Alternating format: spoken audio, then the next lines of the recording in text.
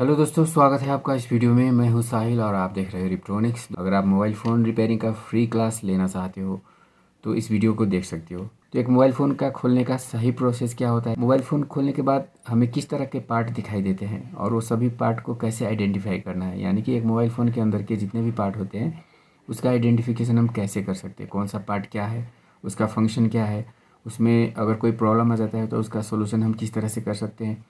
Mobile repairing से जुड़ी ये सारी की सारी बातें मैं आपको इस वीडियो में बताने वाला हूँ।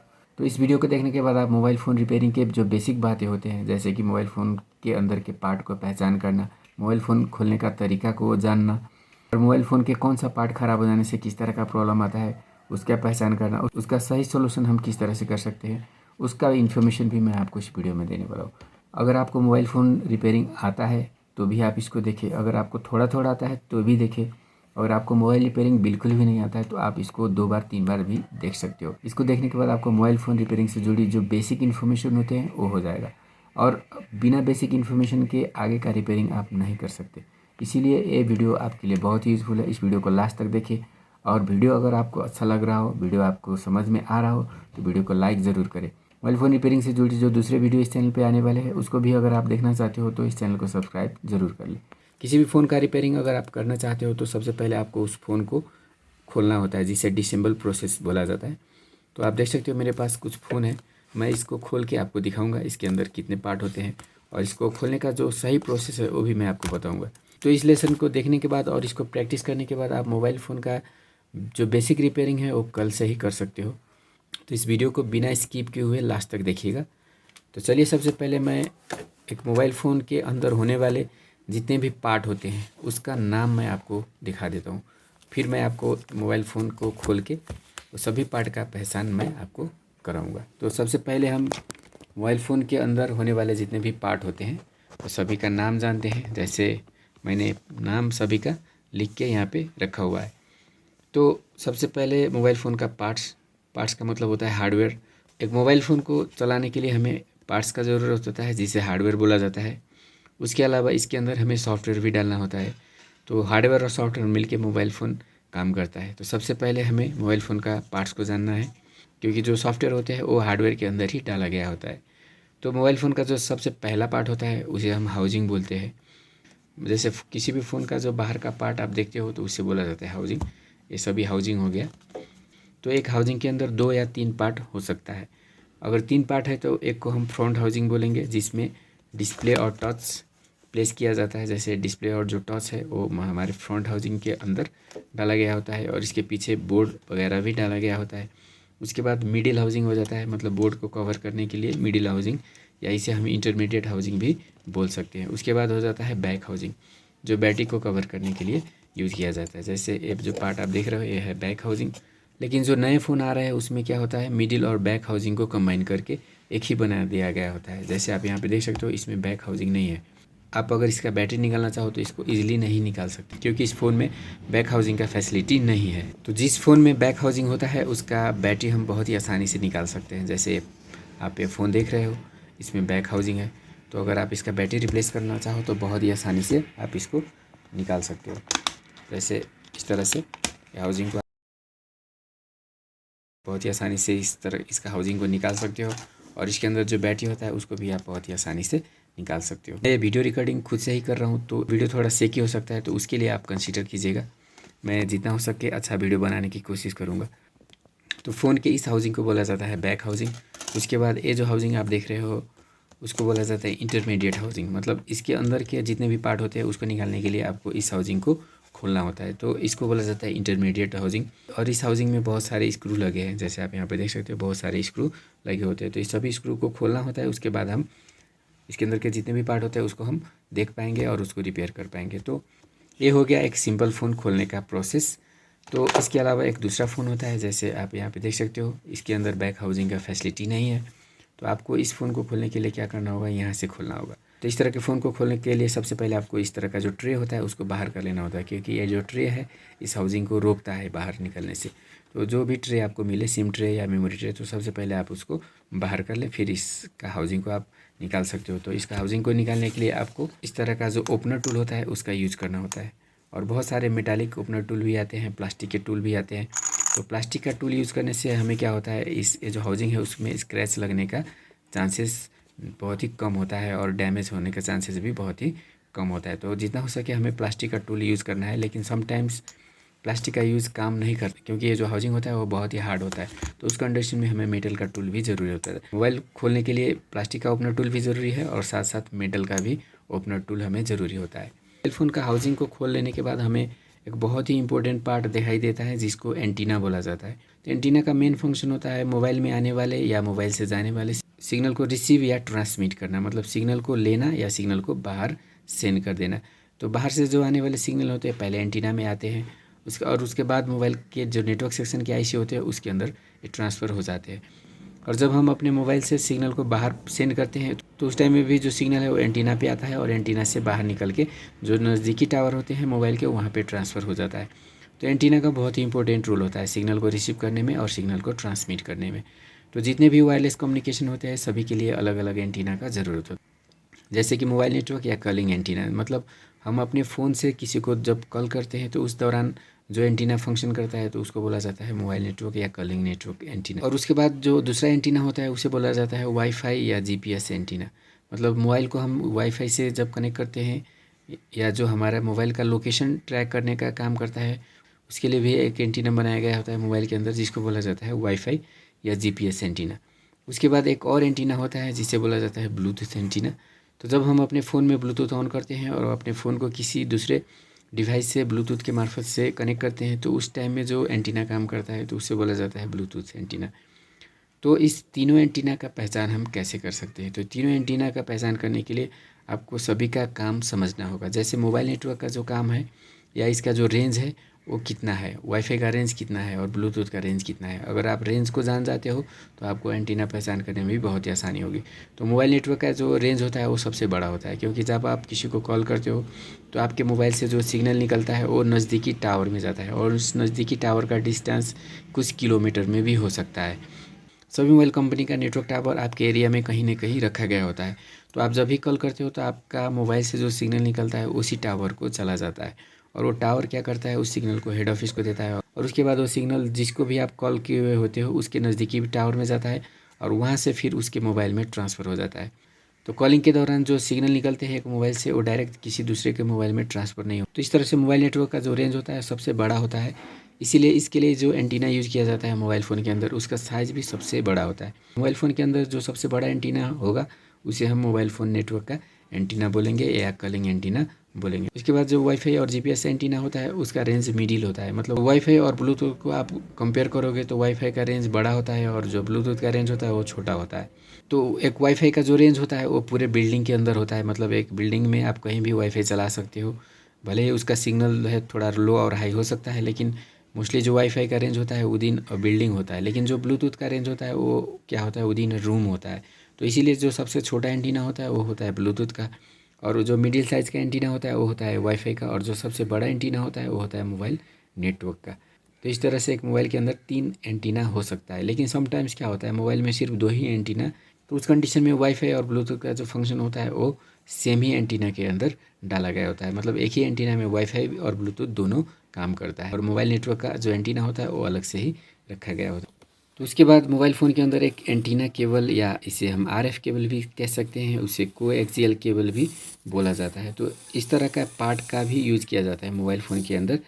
तो ये पार्ट कौन सा है और इसका काम क्या है उसको समझते सभी पार्ट का पहचान मैं आपको कराऊंगा। इसके लिए मुझे मोबाइल को खोलना होगा। तो सबसे पहले मैं आपको पार्ट का नाम बता देता हूँ, जिससे जब मैं आपको मोबाइल खोल के दिखाऊंगा तो आपको इसका पहचान करने में आसानी हो जाएगा। आप वीडियो में बने रहिए, जितना पॉसिबल हो सके जितना बेहतर मैं आपको समझा सकता हूँ उतना बेहतर मैं आपको समझाने का ट्राई करूँगा। इसके लिए आपको टाइम देना होगा।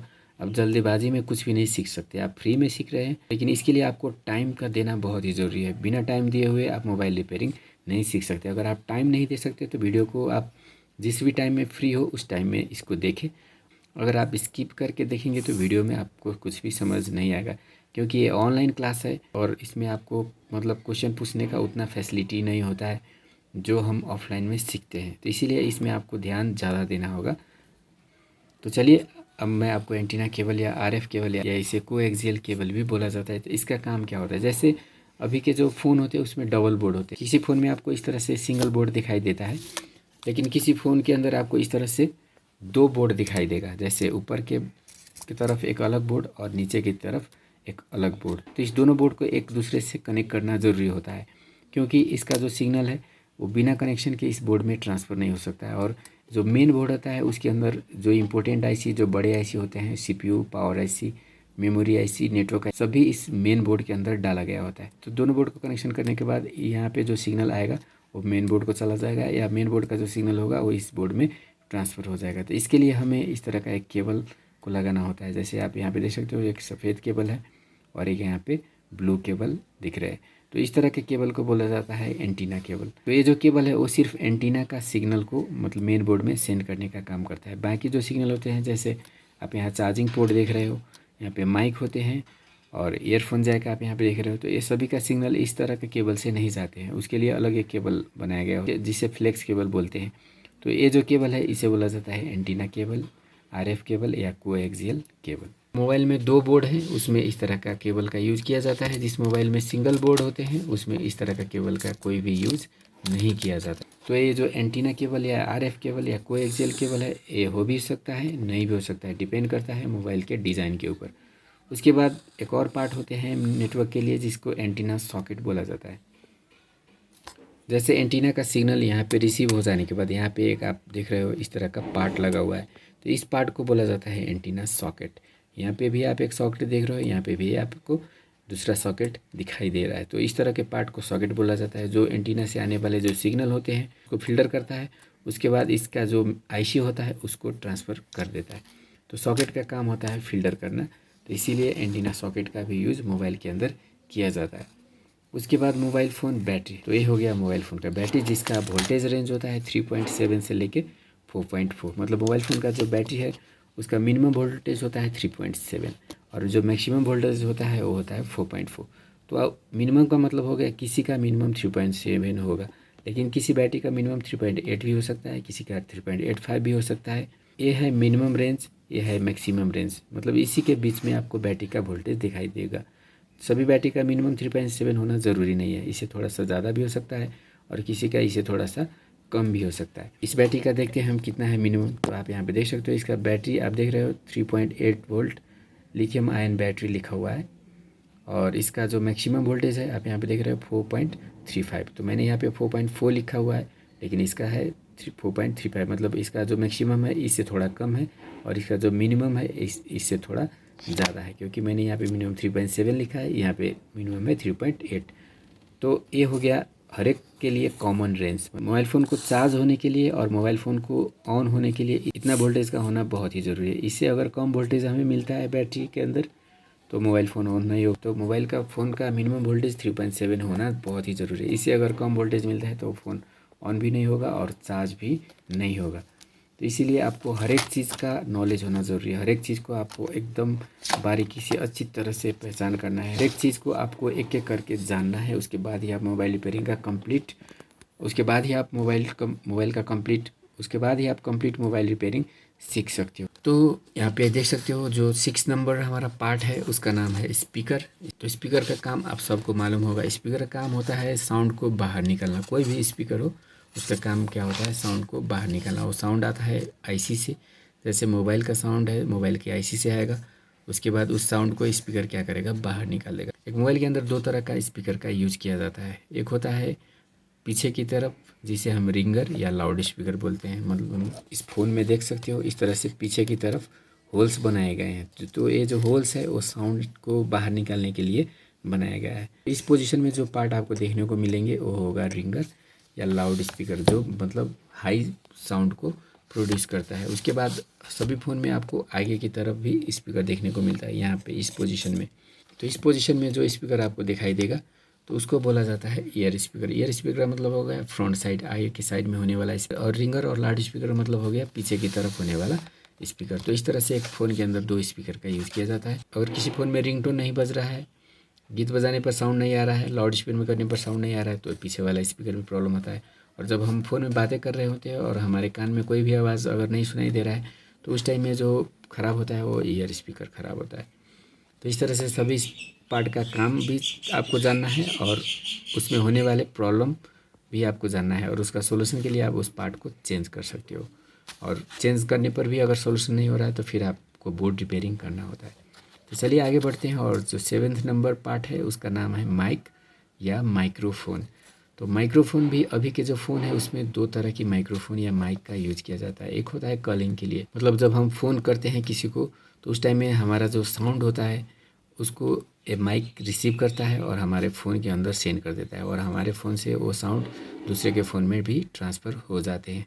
तो कॉलिंग के दौरान जो यूज़ किए जाते हैं तो उस माइक को बोला जाता है कॉलिंग माइक, या मेन माइक भी आप इसे कह सकते हो, क्योंकि सबसे मेन काम इसी का होता है। कॉलिंग माइक या मेन माइक के अलावा एक और माइक भी कैमरा के अंदर हो सकते हैं, तो उसको बोला जाता है कैमरा माइक। जब आप वीडियो रिकॉर्ड करते हैं अपने फ़ोन से तो उस दौरान क्या होता है, इसके लिए जो साउंड रिकॉर्ड करता है इस कैमरा के लिए, तो उसके लिए तो उस काम को करने के लिए एक अलग ही माइक का यूज़ किया जाता है जो कैमरा के पास ही रखा गया होता है, तो उस माइक को बोला जाता है कैमरा माइक। तो इस तरह से एक कॉलिंग माइक और एक कैमरा माइक का यूज़ एक फ़ोन के अंदर हो सकते हैं, लेकिन सभी फ़ोन में आपको एक कैमरा माइक देखने को नहीं भी मिल सकते हैं।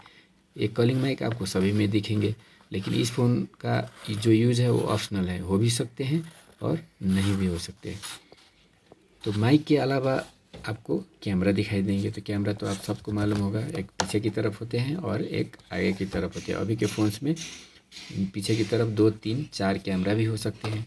तो कैमरा का 2 पोजीशन होते हैं, एक फ्रंट साइड और दूसरा रियर या बैक साइड। तो इसको रिप्लेस करना और रिपेयर करना बहुत ही आसान होता है। उसके बाद एक और पार्ट होते हैं जिसको हम वाइब्रेटर बोलते हैं। कॉल आने पर मोबाइल में जो वाइब्रेशन होता है उसको करने के लिए एक पार्ट का यूज़ किया जाता है जिसे वाइब्रेटर या मोटर भी बोला जाता है।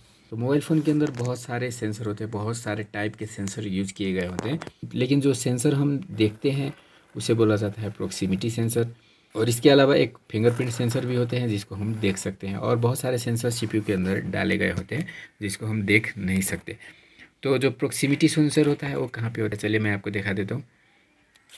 तो एक फ़ोन के अंदर आपको क्या होगा, जैसे फ़ोन के फ्रंट साइड में जब आप देखोगे तो इस तरह का एक पार्ट होता है, तो ये होता है फ्रंट कैमरा। और उसके बाद आपको एक कैमरा के जैसे ही आपको यहाँ पे 2 शैडो दिखाई देंगे। जैसे यहाँ पे आप 2 ब्लैक कलर के जो डॉट आपको दिखाई दे रहा है सैमसंग के ऊपर में, वो जो डॉट आप देख रहे हो वो है प्रॉक्सिमिटी सेंसर का बाहर निकलने वाला वो पॉइंट है। मतलब उससे प्रॉक्सिमिटी सेंसर का जो सेंसिंग सिग्नल होते हैं या जो लाइट होते हैं वो बाहर निकलते हैं।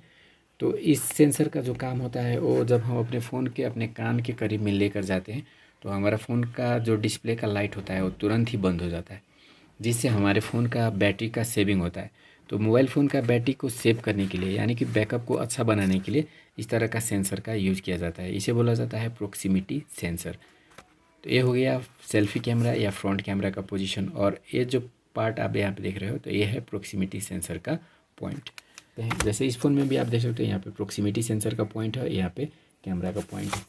इसमें भी चलिए मैं आपको दिखा देता हूँ। यहाँ पे ये कैमरा का पॉइंट है, ये जो पॉइंट आप देख रहे हो वो प्रॉक्सिमिटी सेंसर का है। पीछे की तरफ जो लाइट होते हैं उसको बोला जाता है फ्लैश लाइट या टॉर्च लाइट या कैमरा फ्लैक्स, कैम फ्लैक्स भी हम बोल सकते हैं। तो अगर आपका फ़ोन में फिंगरप्रिंट का ऑप्शन है तो उसके लिए इस तरह का एक सेंसर बनाया गया होता है जो आपका फिंगर का प्रिंट को सेंस करता है, फ़ोन को अनलॉक करने का काम ये करता है। डिफरेंट टाइप के फिंगरप्रिंट मोबाइल में आपको दिखाई देंगे। उसके बाद B2B केबल होते हैं। B2B केबल का मतलब हो जाता है, बी का मतलब हो गया बोर्ड, मतलब 2 बोर्ड को जोड़ने के लिए, जैसे नीचे एक बोर्ड हो गया और ऊपर में एक बोर्ड हो गया, इस फ़ोन में आप देख रहे हो। तो इसके अंदर जो केबल लगा होता है उसे हम बोलते हैं B2B केबल, या इसका दूसरा नाम भी है फ्लेक्स केबल। फ्लेक्स केबल और B2B केबल का मतलब हो जाता है इस तरह का केबल जो 2 बोर्ड को जोड़ने के लिए यूज किए जाते हैं। तो इस केबल में प्रॉब्लम आ जाने पर क्या होगा, नीचे का जो बोर्ड है वो ऊपर से उसका कनेक्शन छूट जाएगा और इस बोर्ड में जितने भी फंक्शन है वो सभी बंद हो जाएंगे। मोबाइल के अंदर एक और इम्पोर्टेंट पार्ट होते हैं जिसको स्विच बोला जाता है या स्विच फ्लेक्स बोला जाता है या होम बटन।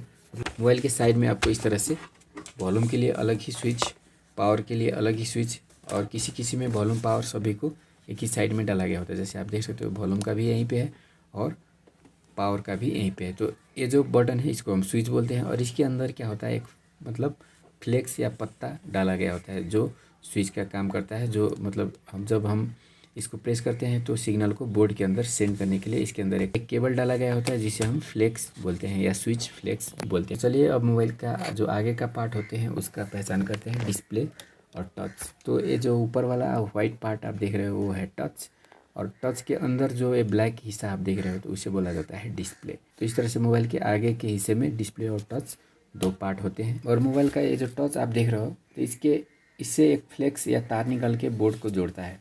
तो जो तार का लेयर होता है वो नीचे वाला होता है, और तार का लेयर के ऊपर में भी एक शीशा जैसा लेयर होता है जिसको हम टच करते हैं। तो उस लेयर को बोला जाता है पोलराइज़र या गोरिल्ला ग्लास भी बोला जाता है। तो अगर ऊपर का जो लेयर है वो फूट जाता है तो उसे भी हम चेंज कर सकते हैं। क्या होता है, मोबाइल के जितने भी पार्ट मैंने आपको बताई वो सभी का कनेक्शन इस बोर्ड से किया जाता है। तो उसको कनेक्शन करने के लिए बोर्ड पर बहुत सारे कनेक्टर बनाए गए होते हैं, और उस कनेक्टर को हम अलग अलग नाम से जानते हैं।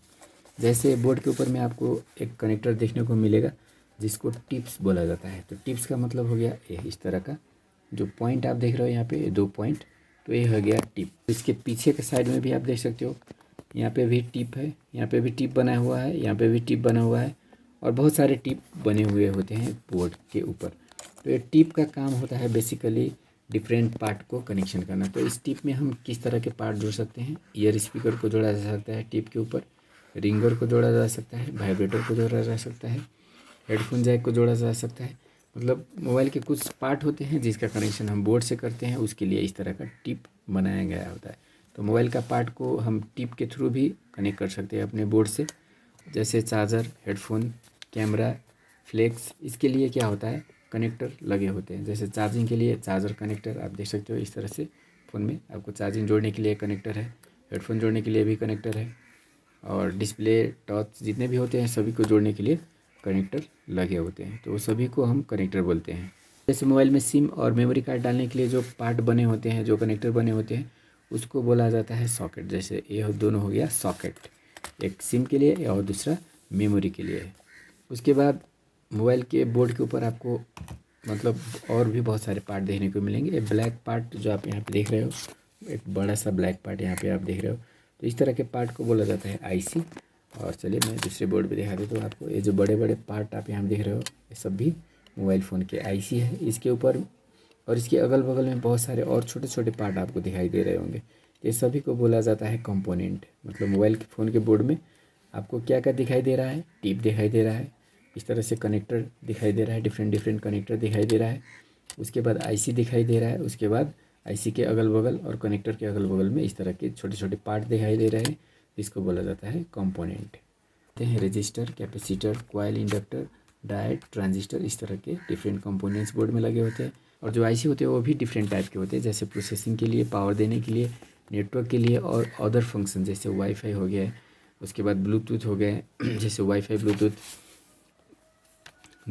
ब्लूटूथ, चार्जिंग, डिस्प्ले लाइट, और over voltage protection, fuel gauge, इस तरह के डिफरेंट टाइप के आईसी मोबाइल फ़ोन के बोर्ड में लगे होते हैं। तो ये सारे के सारे मोबाइल फ़ोन के पार्ट है। उसके अलावा एक मोबाइल फ़ोन में और पार्ट हो सकते हैं जिसको हम वायरलेस चार्जर बोलते हैं। मोबाइल फ़ोन का पार्ट्स को आइडेंटिफिकेशन करने के लिए सबसे पहले मैं आपको इस फ़ोन को खोल के दिखाता हूँ। जैसे आप देख सकते हो मेरे पास एक सैमसंग का फ़ोन है, इसको डिसेंबल करूँगा और इसके अंदर के जितने भी पार्ट है सबका पहचान मैं आपको कराऊँगा। फिर इसके बाद मैं दूसरा फ़ोन को भी डिसेंबल करके आपको दिखाने वाला हूँ। जैसे आप देख सकते हो मेरे पास बहुत सारे फ़ोन पड़े हुए हैं, तो सभी फ़ोन का खोल के भी मैं आपको मतलब सभी का जो पार्ट होते हैं वो सेम है या अलग है, उस सभी का पहचान आपको कराऊंगा। तो सबसे पहले मैं इस फ़ोन को खोलता हूँ और देखते हैं इसके अंदर क्या क्या पार्ट निकलता है। तो ये जो पार्ट है इसको बोला जाता है बैक हाउसिंग, और इसके अंदर जो ये पार्ट आप देख रहे हो ये हो गया बैटरी, और ये जो पार्ट है इसको बोले जाते हैं इंटरमीडिएट या मिडिल हाउसिंग है, मतलब बीच में रहता है, इसीलिए इसे हम मिडिल हाउसिंग या इंटरमीडिएट हाउसिंग बोल सकते हैं। तो एंटीना के बारे में जो इन्फॉर्मेशन मैंने आपको दी थी, तो जो एंटीना होता है इसी हाउसिंग में लगे होते हैं। तो ये जो पार्ट है एंटीना है, इसमें नीचे आपको इसके अंदर आपको इस मेटल का एक लाइन आपको दिखाई दे रहा होगा। तो ये जो लाइन है वो है एंटीना। मतलब इस पार्ट में इस पार्ट के अंदर इस पार्ट के भीतर में एक मेटल का प्लेट होता है जो एंटीना का काम करता है। तो इसका एरिया आप देख सकते हो, ये सबसे बड़ा पार्ट है, सबसे बड़ा लाइन आपको यहाँ पे दिखाई दे रहा होगा। और इसी तरह का पार्ट आपको और भी दिखाई देंगे फ़ोन के अंदर। जैसे आप देख सकते हो यहाँ पे एक छोटा सा, यहाँ से लेके बस इतना सा पार्ट आपको दिखाई दे रहा है। उसके बाद यहाँ पे भी आपको एक एंटीना दिखाई दे रहा होगा, इसके अंदर भी एक लाइन सा बना हुआ है। तो ये हो गया मिडल एंटीना, मतलब ये इसका साइज़ थोड़ा सा मिडिल है, ये साइज़ सबसे बड़ा है। तो ये हो गया मोबाइल फ़ोन का एंटीना। और जो मिडिल वाला एंटीना आप यहाँ पे देख रहे हो ये हो गया मोबाइल का वाईफाई एंटीना। और यहाँ पे जो छोटा वाला एंटीना आप देख रहे हो ये हो गया मोबाइल का ब्लूटूथ एंटीना। तो मोबाइल फ़ोन में अगर नेटवर्क कम आ रहा है या नहीं आ रहा है तो उस कंडीशन में आपको मोबाइल नेटवर्क का एंटीना को आपको चेक करना है, इसको क्लीन करना है और इसका रिपेयरिंग करना है। वाईफाई में प्रॉब्लम आ रहा है तो वाईफाई से रिलेटेड यहाँ पे आपको रिपेयरिंग करना है, इसको खोलना है और यहाँ पे जो जो भी पार्ट आपको दिखाई दे उसको रिपेयरिंग करना है। ब्लूटूथ में अगर इशू आ रहा है तो आपको ब्लूटूथ के जो एंटीना है उसके नीचे के पार्ट को आपको रिपेयर करना है। तो इस तरह से हम पहले एंटीना का पहचान कर सकते हैं। तो अब चलिए मैं इसको खोलता हूँ और आपको दिखाता हूँ एंटीना का कनेक्शन बोर्ड से कैसे किया जाता है, क्योंकि मोबाइल फ़ोन के जितने भी पार्ट होते हैं सभी का कनेक्शन बोर्ड से होना बहुत ही ज़रूरी होता है। तो ये जो एंटीना है उसका कनेक्शन भी बोर्ड से होगा और इसका कनेक्शन क्या होगा, टिप के थ्रू होता है। जैसे मैंने पहले भी आपको बताया था, टिप होता है मोबाइल फ़ोन के बोर्ड के अंदर इस तरह का टिप। तो इस तरह का पॉइंट को हम टिप बोलते हैं। तो ये जो एंटीना है इसी तरह का टिप के थ्रू क्या होता है, हमारे बोर्ड से कनेक्ट होते हैं। तो चलिए इसको मैं खोलता हूँ और आपको दिखाता हूँ इसका एंटीना का कनेक्शन कैसा है मोबाइल फ़ोन के बोर्ड के साथ। तो इसको खोलने के लिए हम सबसे पहले इसका स्क्रू को खोलेंगे। स्क्रू को खोल लेने के बाद ये जो हाउजिंग है वो बाहर निकल गया है, आप देख सकते हो। इस हाउजिंग को मैंने बाहर निकाल लिया है और इस हाउजिंग में ये जो पार्ट आप देख रहे हो बड़ा सा, ये मैंने आपको मोबाइल का एंटीना बताया था। तो इसका टिप को चलिए देखते हैं। तो आप देख सकते हो इसमें डिफरेंट पॉइंट बना हुआ है, जैसे आप यहाँ को आपको यहाँ पे दिखाई दे रहा होगा 2 पॉइंट यहाँ पे बना हुआ है। तो ये है मोबाइल एंटीना का टिप।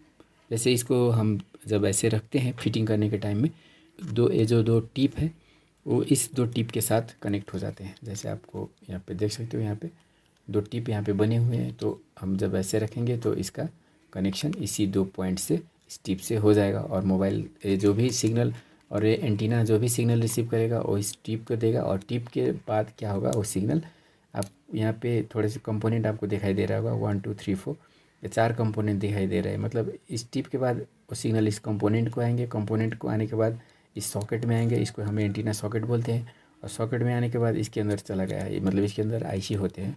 ये आपको जब भी आप इसको निकालोगे, ये मेटल का जो आप कवर देख रहे हो केज, तो केज को निकालने के बाद इसके अंदर आपको, इसको निकालने के बाद आपको इस तरह के आईसी दिखाई देंगे जो नेटवर्क के आईसी होते हैं। तो जो सिग्नल है पहले एंटीना में आएगा, मानिए हमारे एंटीना का जो कनेक्शन है वो इस टिप से नहीं हो रहा है लेकिन इसमें मानिए मतलब फंगस लग गया है, इसमें फंगस लग गया है या इसमें दाग लग गया है, ब्लैक डॉट बन जाता है यहाँ पे। तो उस ब्लैक डॉट या फंगस के चलते इसका कनेक्शन प्रॉपर नहीं हो पाता है या जो सिग्नल इससे इसके अंदर अच्छी तरह से नहीं ट्रांसफ़र हो पाता है। तो उस कंडीशन में क्या होगा, हमारा टावर कभी आना कभी नहीं आना, या टावर बिल्कुल नहीं आना, या नेटवर्क का जो रेंज है वो छोटा हो जाता है। तो उस टाइम में आपको क्या करना है, इसको अच्छी तरह से क्लीन करना है।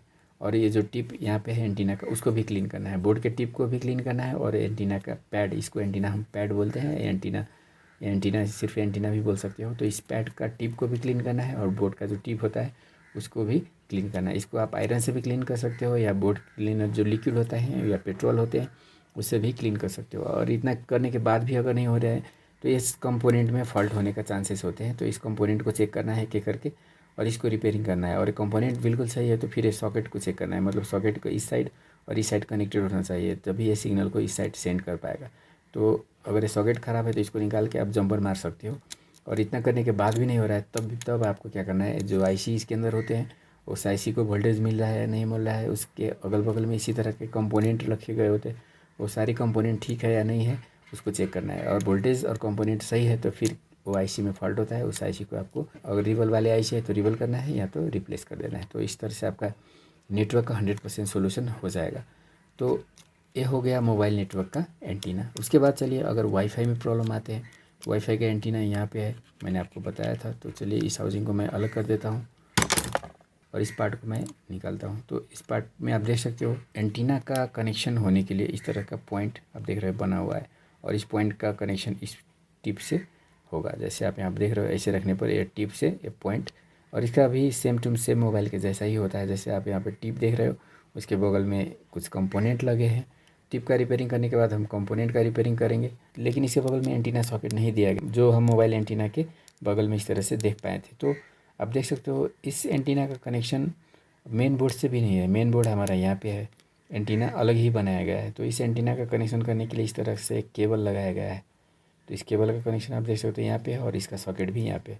इस केबल का कनेक्शन इस तरह के पॉइंट में किए जाते हैं। तो इस केबल को आरएफ केबल, कोएक्सियल केबल या एंटीना केबल बोले जाते हैं। तो एंटीना का जो सिग्नल होते हैं तो उसको कैरी करने के लिए इस तरह का अलग ही एक केबल का यूज किया जाता है, जो आरएफ केबल, कोई एक्सियल केबल या एंटीना केबल हम इसको बोल सकते हैं। तो अगर एक केबल, तो इस केबल का कनेक्शन अगर छूट जाता है या केबल अगर डैमेज हो जाता है तो इस एंटीना का जो सिग्नल है वो मेन बोर्ड तक नहीं आ पाएगा और वाईफाई का कनेक्शन में प्रॉब्लम आ जाएगा। वाईफाई अगर आप राउटर के पास में ले जाते हो तो वाईफाई सिग्नल काम करता है, लेकिन थोड़ा दूर जाने के बाद वाईफाई का सिग्नल कमज़ोर हो जाता है और वाईफाई कनेक्ट नहीं होता है। तो उस टाइम में आपको क्या करना है, इसका एंटीना पैड को अच्छी तरह से क्लीन करना है, इस एंटीना टिप को भी क्लीन करना है, इसके बगल के कंपोनेंट को चेक करना है और इसमें कोएक्सियल केबल भी लगा हुआ है तो इस केबल को भी चेक करना है। और सभी ठीक है तो फिर इसका जो रिलेटेड आईसी होते हैं उसमें प्रॉब्लम आने का चांस होता है। तो इस तरह से हम वाईफाई में आने वाले नेटवर्क प्रॉब्लम का भी सोल्यूशन कर सकते हैं, मोबाइल में आने वाले नेटवर्क प्रॉब्लम का भी सोल्यूशन कर सकते हैं। ब्लूटूथ का जो एंटीना है वो इस पैड में नहीं है, वो यहाँ पे आपको मैंने दिखाया था। तो चलिए इसका हम देखते हैं इसका टिप कहाँ पे है। तो इसको ऐसे टर्न करने पर आप देख रहे हो यहाँ पे एक मेटल का पॉइंट बना हुआ है और यहाँ पे एक लेग बना हुआ है। तो इस लेग और इस पॉइंट का कनेक्शन हम इस तरह से रखने पर हो जाता है। तो ये जो एंटीना आप देख रहे हो ये है ब्लूटूथ का। तो ये जो एंटीना आप यहाँ पे देख रहे हो ये है ब्लूटूथ का, जो ब्लूटूथ का सिग्नल को ट्रांसफ़र करने या रिसीव करने का काम करता है। तो इसके बगल में भी आपको सेम वैसा ही देखने को मिलेंगे, एंटीना पैड, एंटीना टिप, उसके बाद कुछ कंपोनेंट और इसका सिग्नल आप देख रहे हो इस तरह से आईसी के अंदर बोर्ड होते हुए आईसी के अंदर चला जाता है। तो इस तरह से ब्लूटूथ में, वाईफाई में और मोबाइल में नेटवर्क नहीं आने का अगर प्रॉब्लम है तो हम उसको, उसका जो बेसिक रिपेयरिंग है इस तरह से कर सकते हैं। और उसका चिप लेवल रिपेयरिंग करने के लिए आपको इसका कंपोनेंट, इसका आईसी को रिपेयर करना होगा। उसके लिए हम स्कीमेटिक देखेंगे और उसका डिटेल रिपेयरिंग करेंगे बाकी अगले वीडियो में। तो ये जो वाईफाई वाला एंटीना पैड है यहाँ पे आप देख रहे हो, उसी में एक और भी पार्ट रखा हुआ है। जैसे आप यहाँ देख रहे हो होल्स बने हुए हैं, तो इस होल से साउंड बाहर आते हैं। मतलब यहाँ पे जो पार्ट लगा हुआ है वो पीछे वाला स्पीकर है। पीछे वाला स्पीकर को हम रिंगर बोलते हैं या लाउड स्पीकर बोलते हैं। जब हमारे फ़ोन में रिंगटोन आते हैं या जब हम मोबाइल में म्यूज़िक प्ले करते हैं, ऑडियो वीडियो, तो जो साउंड आते हैं वो यहीं से आते हैं। मोबाइल में कॉल के दौरान जब हम मोबाइल को लाउड स्पीकर में चेंज कर देते हैं तो साउंड जो आते हैं वो भी यहीं से आते हैं। तो इसको हम लाउड स्पीकर, रिंगर बोल सकते हैं। तो अगर रिंगर में कोई प्रॉब्लम है तो आपको क्या करना है, इस स्पीकर को चेंज करना है। तो इसको चेंज करने से पहले आप क्या कर सकते हो, रिंगर का पहले सेटिंग वॉल्यूम बढ़ा के चेक कर सकते हो और उसके बाद इसका कनेक्शन बोर्ड पे कहाँ, और इसका कनेक्शन बोर्ड में कहाँ पे हो रहा है उसको आप अच्छी तरह से एक बार क्लीन कर सकते हो। जैसे एंटीना के लिए यहाँ पे टिप है लेकिन रिंगर के लिए यहाँ पे टिप नहीं दिया गया है और बोर्ड में भी आप देख रहे हो कोई भी टिप नहीं है। मतलब ये जो रिंगर है वो मतलब अटैच है इस ईयरफोन के साथ। जैसे आप यहाँ पे जो ईयरफोन देख रहे हो उसके साथ ये रिंगर अटैच है और इसका कनेक्शन यहाँ पे आप देख रहे हो कनेक्टर बना हुआ है, जो कनेक्टर के होते हुए इस तरह से बोर्ड में यहाँ पे जुड़ जा रहा है। तो अगर आपका रिंगर को चेंज करना है तो आपको क्या करना होगा, ये पूरे के पूरे सेट को ही चेंज करना होगा। सिर्फ आप रिंगर को नहीं बदल सकते, रिंगर के साथ साथ आपको ये जो एयरफोन का जैक है उसको भी बदलना होगा। तो इस तरह से इस पार्ट में अगर प्रॉब्लम आता है तो आपको इसको चेंज करना है। पहले इसको क्लीन करके देखना है, इसको चेंज करके देखना है, या अगर आपको टेस्ट करना आता है तो इसको टेस्ट भी कर सकते हो। इसका टेस्ट करने का प्रोसेस भी मैं आपको अगले वीडियो में सिखाऊंगा। उसके बाद यहाँ पे आपको बहुत सारे कंपोनेंट मिलेंगे रिंगर से रिलेटेड और जो ईयरफोन जैक है उससे रिलेटेड कंपोनेंट आपको इस कनेक्टर के बगल में दिखाई देंगे। तो कंपोनेंट को चेक करना है और कंपोनेंट सभी सही है तो फिर इससे रिलेटेड जो आईसी होते हैं उसमें प्रॉब्लम होते हैं तो उसका रिपेयरिंग भी हम कर सकते हैं। तो इस तरह से ये है रिंगर और उसके साथ साथ ये था ईयरफोन जैक, या इसे हम हेडफोन जैक भी बोल सकते हैं।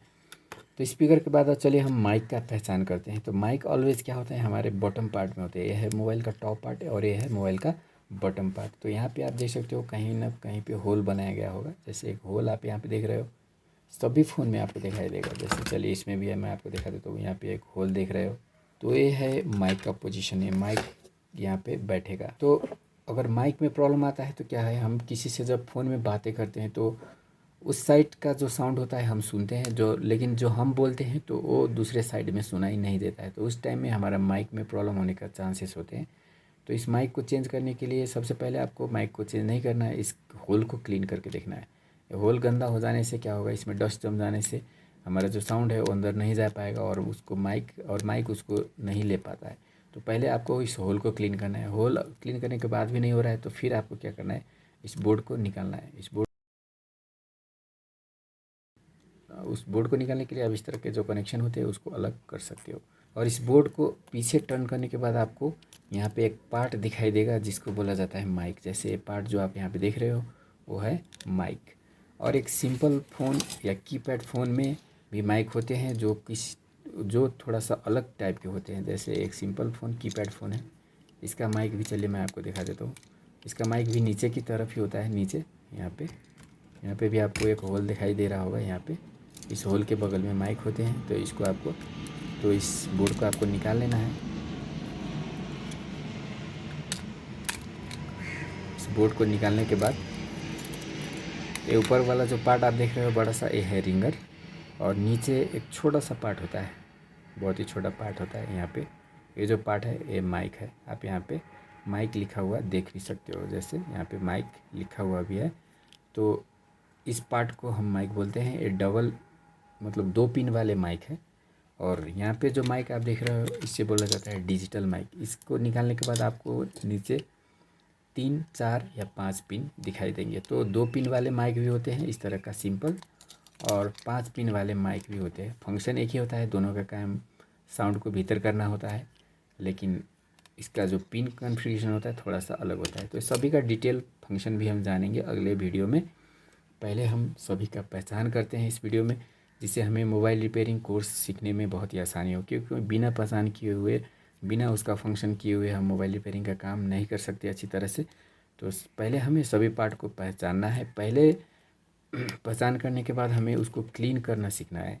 और क्लीन करने के बाद भी नहीं हो रहा है फिर हम उसको टेस्ट करना सीखेंगे। टेस्ट करने के बाद नहीं हो रहा है तो फिर हम इसका कंपोनेंट चेंज कर, और फिर तो हम टेस्ट करने के बाद भी नहीं होने पर इसका हम जो कंपोनेंट होते हैं उसको रिपेयर करने हैं। कंपोनेंट रिपेयर करने के बाद भी नहीं होता है तो फिर हम आईसी रिपेयरिंग के तरफ जाएंगे। तो डायरेक्ट हमें आईसी में नहीं जाना है, डायरेक्ट हमें बोर्ड में नहीं जाना है।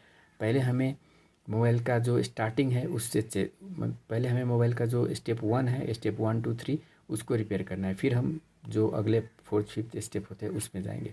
डायरेक्ट हम 4th, 5th स्टेप में जाएंगे तो हमारा 100% सोल्यूशन नहीं होगा। क्योंकि ज़्यादा करके जो 50 से लेके 60-70% जो प्रॉब्लम होते हैं वो मतलब इस माइक में, कंपोनेंट में, और जो सेटिंग होते हैं सेटिंग और क्लीनिंग से ही हो जाते हैं। और इतना करने के बाद नहीं होता है तो फिर हम कंपोनेंट और आईसी का रिपेयरिंग करते हैं। तो इस पार्ट को बोला जाता है डिजिटल माइक। और ये जो माइक आप इसमें देखें कीपैड वाले फ़ोन में, इसको बोला जाता है यूनिवर्सल माइक। तो इस माइक के जगह पे हम ए माइक भी यूज कर सकते हैं, उसका भी टेक्निक सभी मैं आपको सिखाऊंगा एक एक करके। तो आपको इस चैनल को देखते रहना है, इसमें बहुत सारे और भी वीडियो है, सभी को देखते रहना है। चैनल को सब्सक्राइब करना है, वीडियो को लाइक और शेयर करना है, मुझे इस तरह का वीडियो बनाने में हौसला मिले और मैं आपके लिए बहुत सारा काम कर पाऊँ। तो दोस्तों टाइम निकालना बहुत ही मुश्किल होता है। मैं ट्रेनिंग देता हूँ, मैं ट्रेनर हूँ, और मैं ऑफ़लाइन ट्रेनिंग होता है मेरा, ऑनलाइन भी ट्रेनिंग होता है। और आपके लिए यूट्यूब पे वीडियो भी बनाना पड़ता है, और वीडियो को एडिटिंग करना और उसमें बहुत सारे और भी काम होते हैं। तो सभी को करने के लिए बहुत ही ज़्यादा टाइम लगता है। तो मैं आपके लिए इतना सारा मेहनत करता हूँ, तो आप भी मेरे लिए थोड़ा सा मेहनत करो। तो आप भी मेरे लिए थोड़ा सा काम कर सकते हो, इस वीडियो को लाइक कर सकते हो, नीचे आप मुझे थैंक्स कर सकते हो कमेंट करके। और इस चैनल पे जितने भी वीडियो उसको भी देख सकते हो, चैनल को सब्सक्राइब और वीडियो को शेयर भी कर सकते हो। तो इतना आप ज़रूर कर दे मेरे लिए, इससे मुझे सपोर्ट होगा। तो चलिए माइक के बाद और पार्ट को भी हम देख लेते हैं, और पार्ट का आइडेंटिफिकेशन भी हम कर लेते हैं। तो यहाँ पे एक और पार्ट आपको दिखाई दे रहा होगा, ये गोला सा मतलब माइक की तरह ही एक पार्ट है। इसको बोला जाता है वाइब्रेटर या मोटर, इसको बोला जाता है वाइब्रेटर या मोटर। तो इसका कनेक्शन भी बोर्ड से होता है। जैसे यहाँ पे आप 2 टिप देख रहे हो, तो जब हम इसको इस तरह से रखेंगे तो ये माइक का, तो ये जो है ये वाइब्रेटर का टिप यहाँ पे है। तो हम इस तरह से बोर्ड रखेंगे तो ये टिप क्या होगा, हमारे इस दोनों टिप से जुड़ जाएगा और वाइब्रेटर काम करेगा। तो अगर वाइब्रेटर में प्रॉब्लम है तो आपको क्या करना है, सिंपली इस वाइब्रेटर का पहले सेटिंग को चेक करना है। आपको सेटिंग में जाना है, वाइब्रेशन को इनेबल करके देखना है, क्योंकि वाइब्रेशन आप ऑफ करके रखे हो तो आपके मोबाइल में वाइब्रेशन होगा नहीं। और वाइब्रेशन ऑन करने के बाद भी नहीं हो रहा है तो आपको इसको खोल के इसको क्लीन करना है, फिर इस टिप को भी क्लीन करना है। और क्लीन करने के बाद भी नहीं हो रहा है तो इसके बगल के कंपोनेंट्स होते हैं, कंपोनेंट्स को चेक करना है। यहाँ पे आप देख रहे हो इसके बगल में 2 कंपोनेंट है, इस कंपोनेंट को चेक करना है। कंपोनेंट अगर सही है फिर भी नहीं हो रहा है तो इससे रिलेटेड आईसी को हम रिपेयरिंग करेंगे। और पार्टों का इंट्रोडक्शन करा देता हूँ। जैसे मैंने आपको कैमरा, यहाँ पे आप देख रहे हो इस पार्ट को कैमरा बोला जाता है, या बैक कैमरा बोला जाता है, या मेन कैमरा भी आप बोल सकते हो। और ये जो आगे की तरफ भी एक कैमरा लगा हुआ है यहाँ पे, तो इसको बोला जाता है फ्रंट या सेल्फी कैमरा। तो इसका चेंज करने के लिए बहुत ही आसान है। आप देख सकते हो, इसको इस तरह से आपको उठाना है और ये निकल गया। और फिर अगर ये डैमेज है तो इसको फेंक देना है और दूसरा नया लाकर आपको क्या करना है, इसमें डाल के और इसको इस तरह से प्रेस कर देना है। इस तरह से ये लॉक हो गया इसी यहाँ पे। ये बहुत ही आसान है इसको रिप्लेस करना। उसी तरह से इस बैक कैमरा का भी रिपेयरिंग कर सकते हो। इसके बगल में ये जो पार्ट आप देख रहे हो, ये है फ्लैश लाइट या टॉर्च लाइट। मतलब कैमरा का यूज़ करते हैं तो उस टाइम में फ्लैश देने का काम ये करता है, या जब हम टॉर्च के रूप में यूज़ करते हैं तो भी लाइट देने का जो काम होता है वो यही करता है। तो इसको हम फ्लैश या टॉर्च लाइट बोल सकते हैं। उसके बाद होता है स्विच फ्लेक्स। जैसे ये जो पार्ट आप देख रहे हो, यहाँ पे ईयर स्पीकर है, ये आगे का स्पीकर है, नीचे का स्पीकर मैंने आपको दिखा दिया था, और ये है आगे का स्पीकर। जब हम बातें करते हैं तो जो हमें साउंड सुनाई देता है वो इस स्पीकर से होते हैं। तो इसमें जो एयर स्पीकर है वो क्या है, एक स्विच के साथ लगा हुआ है। जैसे आप देख सकते हैं यहाँ पे स्विच है, वॉल्यूम स्विच, और इस साइड में है पावर स्विच। तो पावर स्विच आप देख सकते हो बोर्ड में यहाँ पे अटैच्ड है, बोर्ड में ही इसका स्विच बना हुआ है इस तरह से। यहाँ पे पावर स्विच के लिए बोर्ड में है, लेकिन ये जो वॉल्यूम स्विच जो है उसमें फ्लेक्स टाइप का आप देख सकते हो, इस तरह से फ्लेक्स लगा हुआ है। तो वॉल्यूम के लिए यूज़ होने वाला जो स्विच है उसमें इस तरह का फ्लेक्स आप देख रहे हो इस तरह से। तो जो स्विच है वो फ्लेक्स टाइप का भी हो सकता है, और इस तरह से फ्लेक्स है। जब हम यहाँ से प्रेस करेंगे तो ये क्या होगा, ये प्रेस होगा और वॉल्यूम का काम होगा। तो स्विच दो तरह की होते हैं, दो तरह के स्विच यूज़ किए जाते हैं। एक इस तरह का मैकेनिकल स्विच और एक इस तरह का जो फ्लेक्स स्विच होते हैं उस तरह। दोस्तों मोबाइल का जो बैक कैमरा होता है उसको निकालने के लिए हमें इस बोर्ड को निकालना होगा, और बोर्ड को निकालने के बाद आप देख सकते हो बैक कैमरा यहाँ पे है। इसको भी आप बहुत ही आसानी से इस तरह से निकाल सकते हो और इसको चेंज भी कर सकते हो। इसको चेंज करना बहुत ही आसान है। तो इस तरह से आप फ्रंट कैमरा और बैक कैमरा का चेंजिंग कर सकते हो। उसके बाद यहाँ पे आप एक माइक देख रहे हो, मतलब नीचे भी माइक है, यहाँ पे भी माइक है, और ऊपर में भी आप माइक देख रहे हो। दो माइक यहाँ पे दो माइक है। तो ये है हमारा कॉलिंग का माइक, और जो ऊपर वाला आप माइक देख रहे हो वो है कैमरा माइक। मतलब कैमरा से जब हम वीडियो रिकॉर्डिंग करते हैं तो उस टाइम में ये माइक काम करता है। तो मोबाइल के अंदर दो माइक हो सकते हैं, समटाइम्स एक ही माइक होते हैं। जैसे सिंपल फ़ोन है तो इसमें सिर्फ एक ही माइक होगा, इसमें डुअल माइक नहीं होते हैं। लेकिन जो थोड़े फीचर वाले एडवांस फ़ोन होते हैं तो उसमें डुअल माइक भी यूज़ किया गया होता है। जैसे और फ़ोन के अंदर एक प्रोक्सीमिटी सेंसर होते हैं। तो चलिए इस फ़ोन को आप भी देख सकते हैं, यहाँ पे जो पार्ट है वो प्रोक्सीमिटी सेंसर के पार्ट होते हैं। जैसे ये जो पॉइंट पोजीशन आप जो यहाँ पे देख रहे हो ये प्रोक्सीमिटी सेंसर के लिए है। तो इसको हम बोर्ड को निकालते हैं और देखते हैं यहाँ पे प्रोक्सीमिटी सेंसर कैसा दिखता है। दोस्तों बोर्ड को मैंने निकाल लिया है और यहाँ पे देखते हैं प्रोक्सीमिटी सेंसर का जो पोजीशन है वो यहाँ पे है। तो यहाँ पे कुछ लगा हुआ है कि नहीं देखते हैं। चलिए इसको निकालते हैं।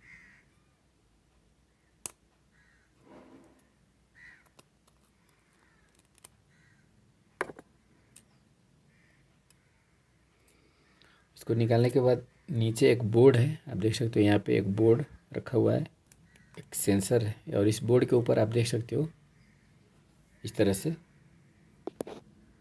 और इस बोर्ड के ऊपर आप देख सकते हो इस तरह से दो होल वाले सेंसर यहाँ पे लगे हुए थे। इसको बोला जाता है प्रोक्सीमिटी सेंसर, जो लाइट को सेंस करते हैं और हमारे डिस्प्ले का लाइट को कंट्रोल करते हैं।